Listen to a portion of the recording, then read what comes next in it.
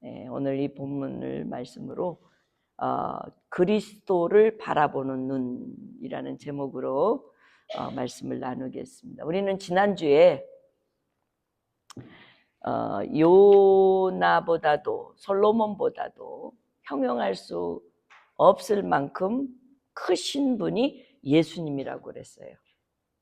유일하게 인간이 되셔서 신으로 오신 예수님 한 분밖에 없으십니다. 그래서 사도 바울은 이 예수님을 이렇게 빌립보서 2장에서 고백하셨어요. 하나님이 예수님을 지극히 높여서 모든 이름 위에 뛰어난 이름을 주셨는데 하늘에 있는 자들과 땅에 있는 자들과 땅 아래에 있는 자들로 모든 무릎을 예수님의 이름 앞에 꿇게 하셨다. 그래서 또 모든 입으로 예수 그리스도를 주라고 시인해서 하나님 아버지께 영광을 돌리게 하셨다. 사도 바울의 고백이에요. 그런 것처럼 우리 예수님께서 이 땅에 오신 것은 바로 신이시면서 최고로 인간 곁에 오신 유일한 예수 그리스도라는 분이라는 사실을 우리는 지난주에 표적을 구한 세대가 악한 세대 사람들에게 전해준 말이었어요. 여러분 한 주간 이 세상에 가장 크신 예수 그리스도와 동행하며 승리하셨을지라고 믿습니다. 오늘 본문은 예수님께서 베푸신 수많은 기적과 이적을 보고도 믿지 못하고 오히려 그 예수님을 표적을 구하면서 시험하려고 하던 악한 사람들에게 요나의 표적밖에는 보여줄 것이 없다던 이 세상에 가장 크신 예수님께서 오늘은 비유를 이렇게 시작했습니다. 누구든지 등불을 켜서 속에나 말 아래에 두지 아니하고 등경 위에 두나니 이는 들어가는 자로 그 빛을 보게 하려 함이라. 사람이 불을 켜가지고 이 등잔 밑에 넣거나 말 그 밑에 넣어서 덮거나 하는 사람은 아무도 없다는 거예요. 만약에 이 상을 태우거나 아니면 덮은 덮개를 태우려고 하지 않는 한은 그 밑에 등불을 켜고 넣는 사람이 아무도 없다는 거예요. 여러분 예수님은 왜 이 말을 표적을 구했던 이 사람들에게 그리고 거기에 모여있는 사람들에게 하셨을까요? 본인이 등불이기 때문이에요. 등불이기 때문에 등경 위에서 많은 사람들에게 비춰야 할 당신임을 보여주기 위한 거예요. 그래서 여러분 요한은 요한복음 1장 1절에서 5절에 이렇게 말씀하셨어요. 태초에 말씀이 계시니라. 이 말씀이 하나님과 함께 계셨으니 이 말씀은 곧 하나님이시니라.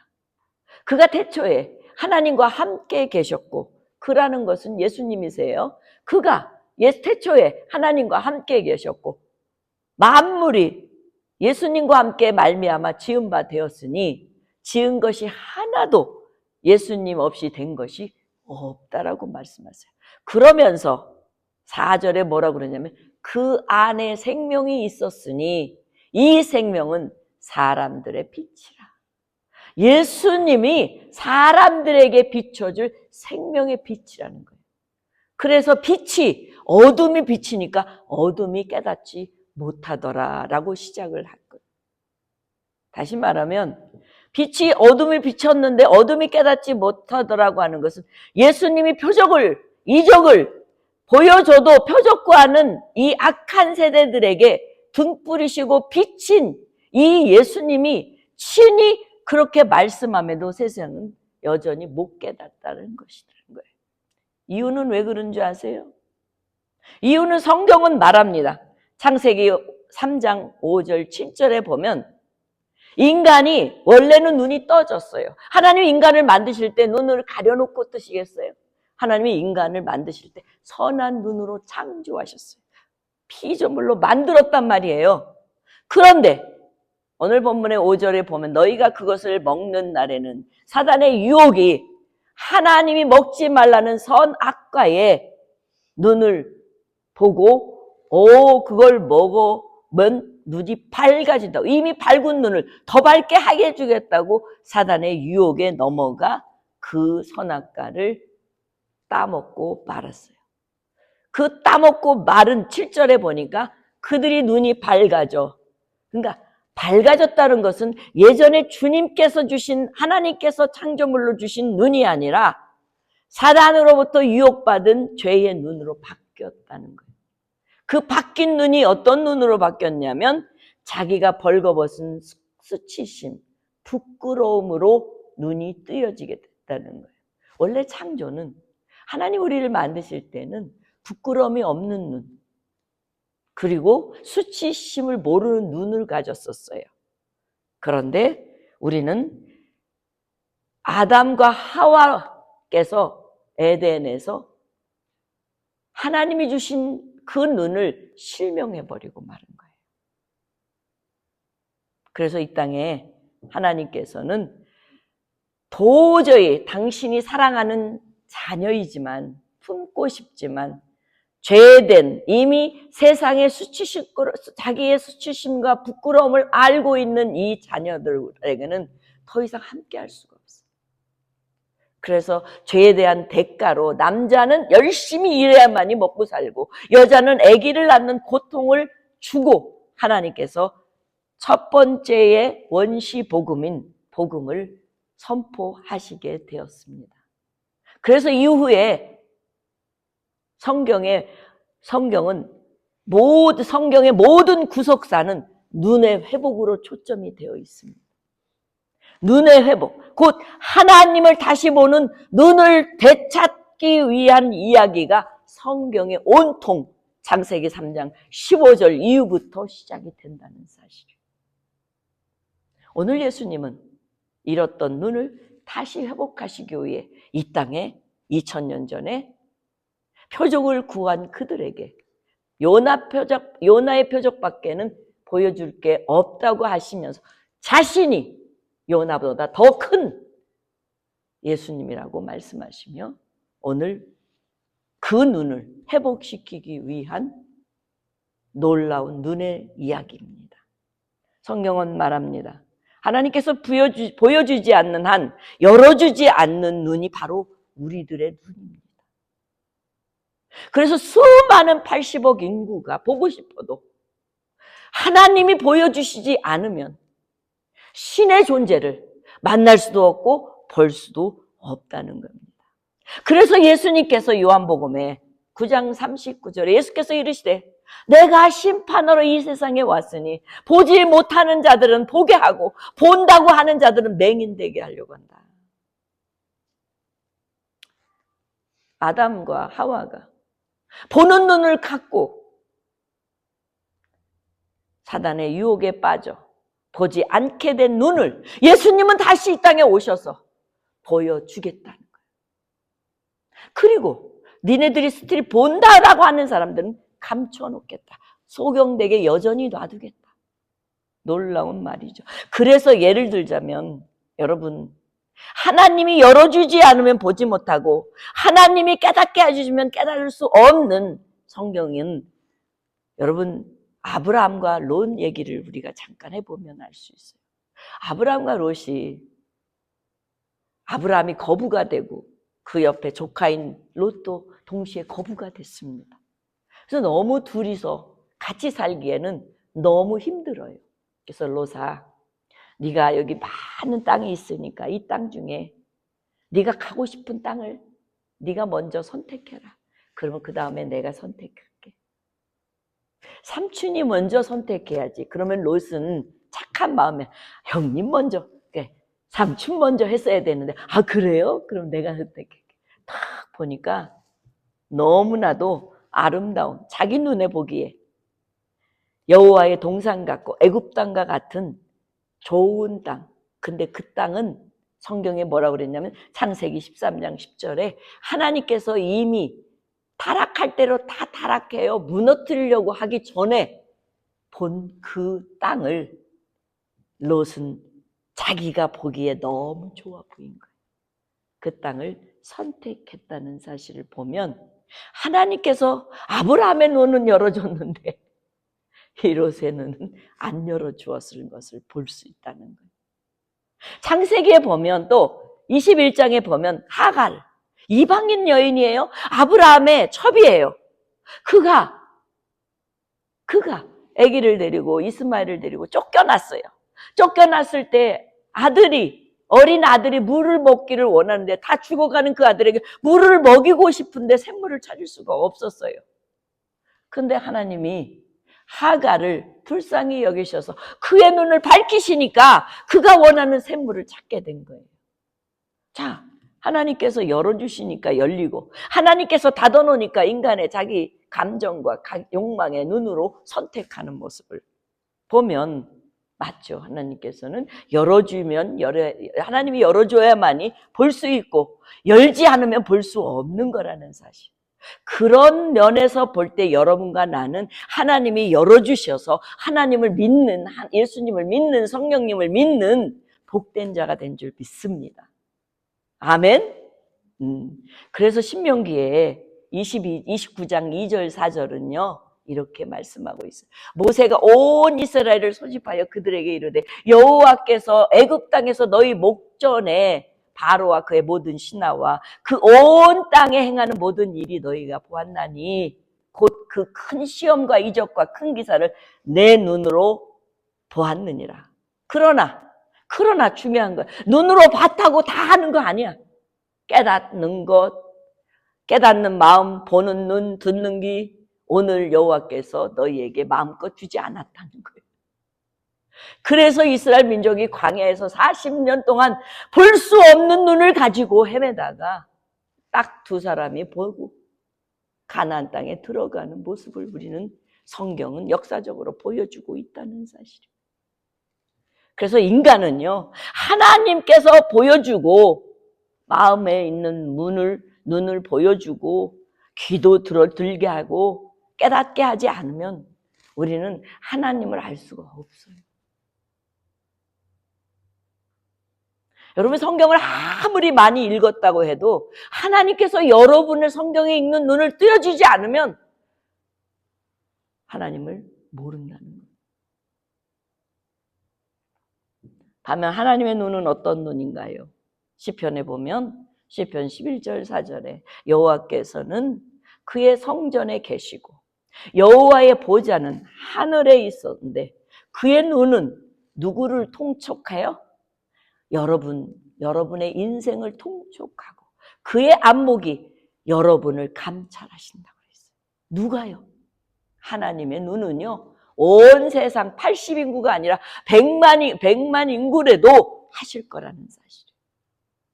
또 시편 기자는요, 15절 4장에 뭐라고 그랬었어요? 하나님의 눈은 망령된 자를 멸시해요. 망령된 자를 멸시한다. 예의도 없고 도덕도 없고 뭐라 그럴까, 이렇게 사람 같지 않은 짐승 같은 인간을 멸시하신다는 거예요. 하나님의 눈이요. 우리는 몰라요. 그리고 또 하나는 여호와를 두려워하는 자들 존대하신다는 거예요. 그의 마음에 선한 것을 해로울지라도 하나님은 변하지 않고 들어주십니다. 그게 하나님의 눈이라고 성경은 소개하고 있어요. 이처럼 하나님의 눈은 신명기에도 뭐라고 기록되었냐면 내 하나님 여호와께서 돌보아 주시는 땅이라 연초부터 연말까지 내 하나님의 눈은 항상 그 위에 있느니라. 하나님을 경외하는 자, 하나님을 신실히 신뢰하는 자, 하나님 말씀대로 살고 행하고 듣는 자, 이런 자를 향하여 하나님은 통찰하시고 보호하신다는. 그래서 시편 33편 18절에도 그렇게 여호와는 그를 경외하는 자, 곧 그의 인자하심을 바라는 자를 살피사. 핵심은요 이거예요.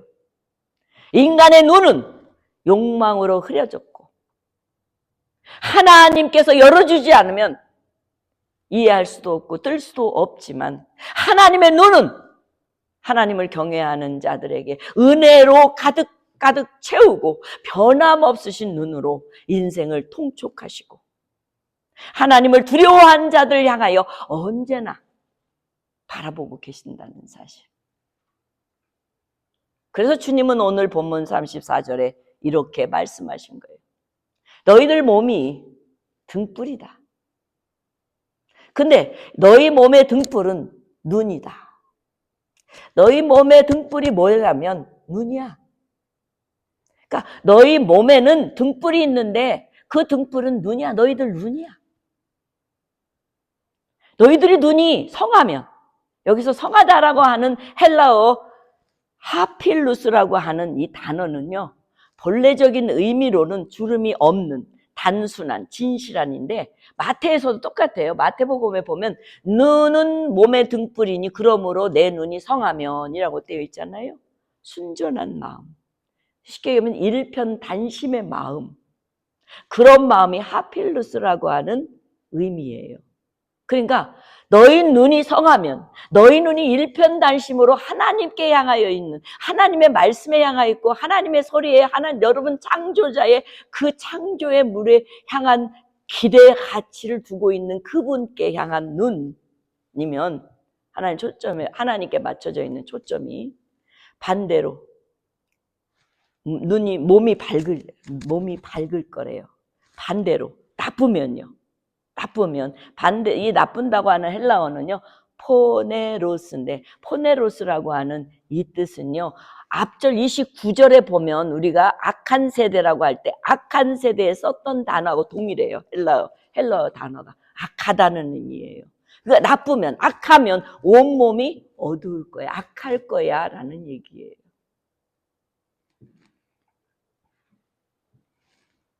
탐욕스럽고 세속적인 욕망에 물들어, 그러니까 눈에 보이는 거는 욕망을 쫓아 살기 위한 것만 보이는 거예요.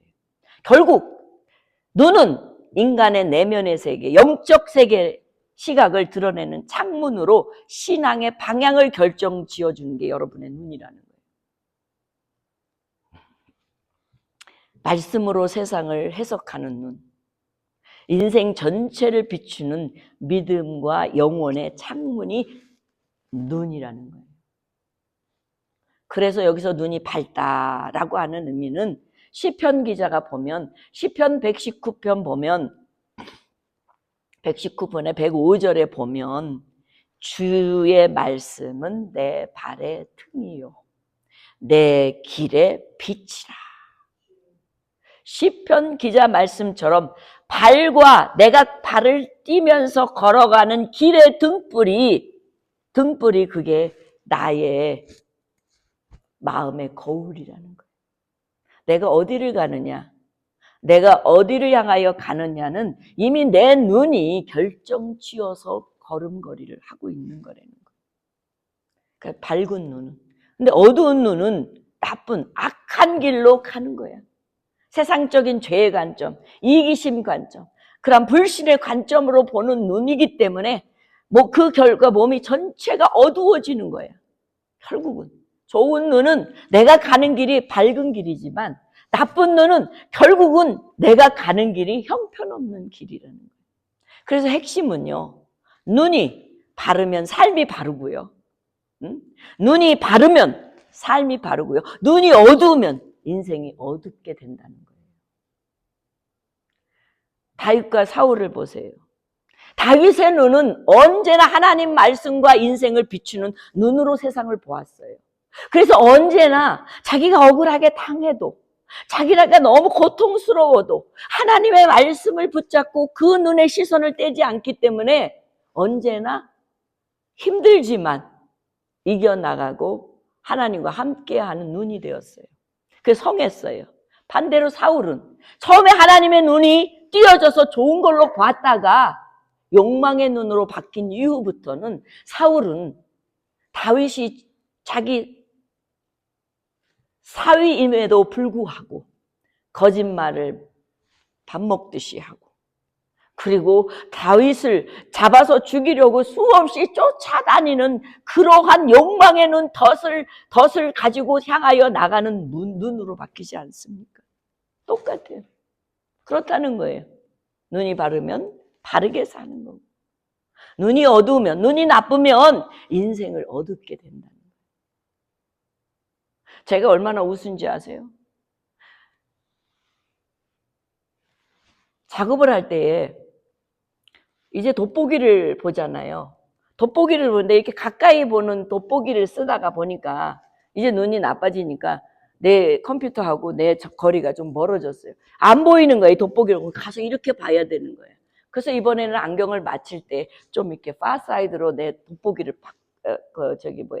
했어요. 근데 그거 참 좋더라고요. 딱 쓰니까 다 보여, 내가 멀리 앉아서도. 그래서 야, 좋다. 근데 앞에서 읽으려니까 이 앞에 게 안 보이는 거예요. 아, 이거 잘못했구나. 이것도 이중으로 했어야 되는데 이게 잘못됐구나. 아, 이게 눈이라는 것은 이렇게 차이가 있다. 멀리 볼 때, 가까이 볼 때. 그렇듯이 우리 인생도 마찬가지예요. 눈을 보는 걸로 내가 선하게 살고, 눈을 악한 것을 보면 악해진다는 거예요. 여러분 요즘 어떻게 보십니까? 숏컷을 많이 보십니까? 아니면 롱 스토리를 들으면서 여러분 깨닫기를 원하십니까? 요즘은 이 컴퓨터 하나보다도 더 용량이 큰 전화기 하나로 모든 게 다 해결되는 시대죠. 그 전화기로 맨날 보고 있다니까 눈이 침침해져요. 근데 그 침침해지는 눈을 갖다가 하나님의 말씀만 보고 듣고 생각한다면 눈이 밝아지지 않을까요? 사랑하는 성도 여러분, 그래서 주님은 오늘 뭐라고 그러시냐면 본문 35절에 그러므로 내 속에 있는 빛이 어두운지 아닌지 확인해 볼래? 지금 이 표적을 구하던 이 사람들, 악한 세대들과 선한 세대들이 같이 있는 그 공간에서 이 얘기를 하시면서 너희들, 네 속에 있는 빛이 어둡지 않는지, 지금 나를 보고 요구하는 것이 너희들 어때? 너네들이 환한 빛을 가지고 있는 사람인 것 같아. 여전히 어둠 속에 있는 창조 때부터 이미 하나님께서 준 그 눈을 망가뜨리고 여전히 그 망가진 눈을 갖고 있는 거야? 라고 말씀하고 있다는 사실. 그러시면서 뭐라 그러냐면 영적 시력을 회복하도록 요청하는 거예요. 겉으로만 신앙생활해도 내면이 어두우면 참빛을 보지 못하기 때문에 여러분 신앙생활 몇십 년 해도 지지공상 찡그리고 다니는 사람이 있어요. 근데 신앙생활 얼마 하지도 않았는데 그 사람 가면 괜히 기뻐, 얼굴이 환해져. 네? 저는 목회하면서 제일 기분이 좋은 게 뭐냐면 저하고 성경 공부하고 저하고 하나님 말씀을 나누고 설교 듣고 함께 생활하고 그래가지고 변화된 사람으로 인하여 다른 사람들이 어머나 그분 옛날에는 신앙생활 그렇게 못했는데 어머 에덴교회 가니까 사람들이 바뀌네요, 이런 소리가 제일 듣기 좋더라고요. 여러분 바꿔봅시다. 우리의 눈이 하나님만을 생각한다면 내 눈이 벌써 이 안으로 들어가서 내 몸과 마음이 다 바뀌어지는 눈. 그런데 내 눈과 마음이 바뀌어지지 않는 무엇을 보았기 때문에 도대체 맨날 쓴뿌리가 나고 화가 나고 정죄하고 비판하고 돌 던지고 이러면 여전히 우리는 눈이 그러면 잘못된 상태로 있다는 사실을 깨달아 주시기를 주의 이름으로 축원합니다. 그래서 주님은 뭐라고 그랬냐면 그럼 눈이 밝은 자의 삶은 어떠냐? 36절에 보니까 내 온 몸이 밝아 조금도 어두운 데가 없으면 등불의 빛이 너를 비칠 때, 예수님이 지금 너희들을 비칠 때에 너희들 온전하게 받으리라. 온전해서 밝아지리라는 거예요. 예수님한테 어떤 소경이 말입니다. 날 때부터 소경됐어요, 이 사람은. 날 때부터 소경돼서 부모도 버리고 어쩔 수 없이 거렁뱅이의 인생을 살다가 예수님을 만났어요. 그래서 예수님께서 날 때부터 소경된 그 눈을 흙으로 비벼서 낫게 해주셨어요. 그랬더니 온통 종교 지도자들이 난리가 난 거야. 야, 너 네 눈 누가 떴어? 그 어떤 분이 떠줬어요. 그러면 네 엄마 데리고 와. 엄마한테 얘가 진짜 처음부터 날 때부터 소경이었어요? 안 했어요? 물어봐. 봤다고. 그런데 이 친구한테 너무 괴롭히는 거예요. 너 누가 떠줬냐? 나는 누군가가 예수라고 하는 분이 떠줬다고. 근데 자꾸 회유를 시키려고 그래. 그때에 이 청년이 뭐라고 그러냐면 요한복음 9장 32절 33절에 창세 이후로 종교 지도자한테 창세 이후로 맹인으로 난 자의 눈을 뜨게 하였다 함을 듣지 못했다. 아유, 맹인이 얼마나 똑똑한지 몰라요. 이렇게 예수를 믿어야 돼요. 그러면서 이 사람은 지금 자기 눈을 뜨게 한 예수라고 하는 그분은 하나님께로 오지 않았으면 아무 일도 할 수 없는 거다. 이 말로 그렇게 실갱이 하던 모든 문제를 딱 종집을 찍었어요. 하나님께서 하셨다고 하는 믿음의 고백, 눈 뜨니까. 눈이 감겨져 있을 때는 그런 거 저런 거 몰랐지만 하나님께서 떠주니까 진짜 하늘로부터 창세일에 한 명도 눈 떴다는 소식을 못 들었는데 내가 그 주인공이야. 그분이 나에게 이 일을 하셨어. 와우. 그래 사랑하는 성도 여러분, 사도 바울은요 우리에게 부탁해요. 너희가 전에는 어둠이었더니 이제는 주 안에서 빛이라. 빛의 자녀들처럼 행하라. 빛의 열매는 뭐냐? 모든 착함과 의로움과 진실함이야. 그래서 이 목사들은요 참 착하니까요 맨날 당해. 맨날 속아. 그래도 착해야 돼. 왜냐하면 빛의 열매니까. 그래도 의로워야 돼. 그래도 진실해야 돼. 발표도 진실해야 되고 당해도 의로워야 되고. 근데 나만 그래요?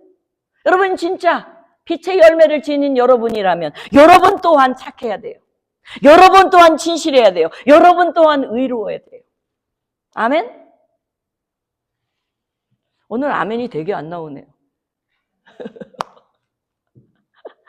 그래서 여러분 오늘 이 말씀이 너무나도 팩트예요. 하나님은 네 눈을 통해서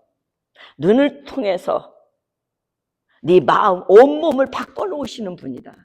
여태까지 우리가 안 바뀐 것은 창세 이래에 하나님께서 인간이 눈을 지어줬는데 그 눈을 실명해서 이 땅에 온 거야. 실명한 이 땅을 예수님은 오셔서 우리를 뜨게 하시려고 오셨던 거야. 구약에서는 율법으로 뜨게 하려고 그랬고 신약에서는 예수님이 뜨게 하셨다는 거야. 그래서 어쩌면 성경은 눈의 여정이야. 잃어버린 시선을 회복하는 이야기라는 얘기예요. 오늘 본문 속에 우리들에게 주님이 원하시는 눈은 그러면 어떤 눈일까 이제 마무리를 짓겠습니다. 시편 119편 18절에 시편 기자는 내 눈을 열어 뭘 보게? 주의 율법에서 놀라운 것을 보게 하옵소서.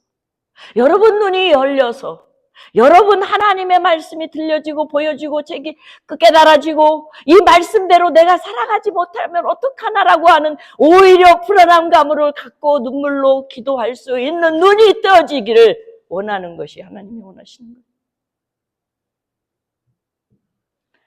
성한 눈, 하플루스.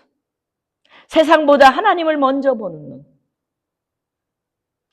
다니엘은 포로 잡혀 앞이 캄캄하고 암담할 때에 자기가 산의 진미를 먹을 수도 있는 그 상황을 져버리고 나는 산의 진미보다 하나님이 주시는 양식으로 채우겠다. 이 결단으로 시작하는 자신을 지키는 신앙의 눈.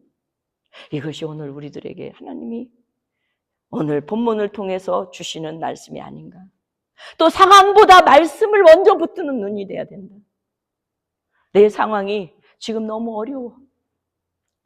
그런데 그러면 상황을 쫓아가려고 하지 말고 스데반처럼 내가 이 자리에 이 말씀을 전할 때 이것을 피하면 돌에 맞지 않을 텐데 그 상황을 그대로 받아들이는 스데반. 그때 그의 영적인 눈이 활짝 열려 하늘이 보이는 예수님이 자기를 향하여 보고 있는 눈이 열리지 않겠습니까? 상황을 보는 것보다도 하나님의 말씀을 붙드는 눈이 되어야 될 줄 믿습니다. 사람을 향해 정죄하는 눈보다도 사람을 향해 불쌍히 보는 긍휼의 마음, 그런 눈이 우리 주님은 우리에게 원하십니다. 요셉은 억울했습니다. 팔려지고 감옥에 갇혀지고 철저히 외면당했습니다. 그러나 그는 홀로 하나님의 손길을 보고 하나님의 손을 붙잡았습니다. 그래서 시편 기자는 주님을 이렇게 고백합니다. 주는 나의 빛이시오, 주는 나의 구원이시라고요. 사랑하는 성도 여러분, 오늘 주님은 여러분에게 한 번 더 경고하십니다. 내 속에 있는 빛이 어둡지 않도록 지금 살피고 있느냐고. 너희들의 눈이 지금 누구를 보고 무엇을 보고 향하여 있는지를 묻고 계신다는 사실입니다. 보이는 것에 의존하지 마십시오. 보이지 않는 하나님을 신뢰하는 눈이 바로 신앙의 본질입니다. 성경은 마지막 심판의 눈을 요한계시록 1장 14절에 그의 그의 머리와 털이 희기가 흰 양같이 눈 같으며 그의 눈은 불꽃 같다고 말씀하셨습니다. 불꽃 같다. 여러분, 이제는 하나님이 우리의 눈을 뜨게 하신 하나님께서 우리의 눈을 뜬 눈으로 주님을 맞을 때에 불꽃 같은 눈으로 우리를 심판하고 정결하게 해 주실 거라고 말씀하고 계십니다.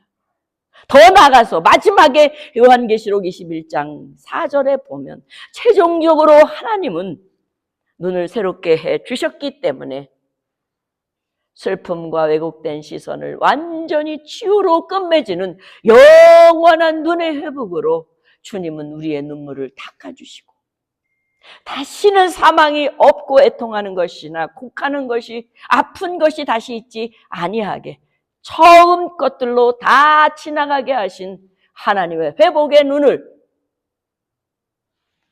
다시 허락하신다고 하는 사실로 성경은 끝을 맺고 있기 때문에 성경은 눈의 여정이라고 할 수 있다는 겁니다. 잃어버린 시선을 회복시키는 눈의 이야기. 그래서 예수님께서는 표적을 구하는 저 뜨지 못한 눈들을 뜨게 하기 위해 오늘 이 엄청난 눈 이야기로 그들 앞에서 당당하게 말씀하셨습니다. 사랑하는 성도 여러분, 오늘 이 말씀을 통해서 주님은 우리에게 그리스도만을 볼 수 있는 눈을 요구하시는 줄 믿습니다. 그리스도만 보는 눈. 그래서 여러분 히브리서 12장은 온전하신 주여 예수 그리스도만 바라보자. 시편 기자는 바로 그 말씀을 이렇게 우리에게 전해 주십니다.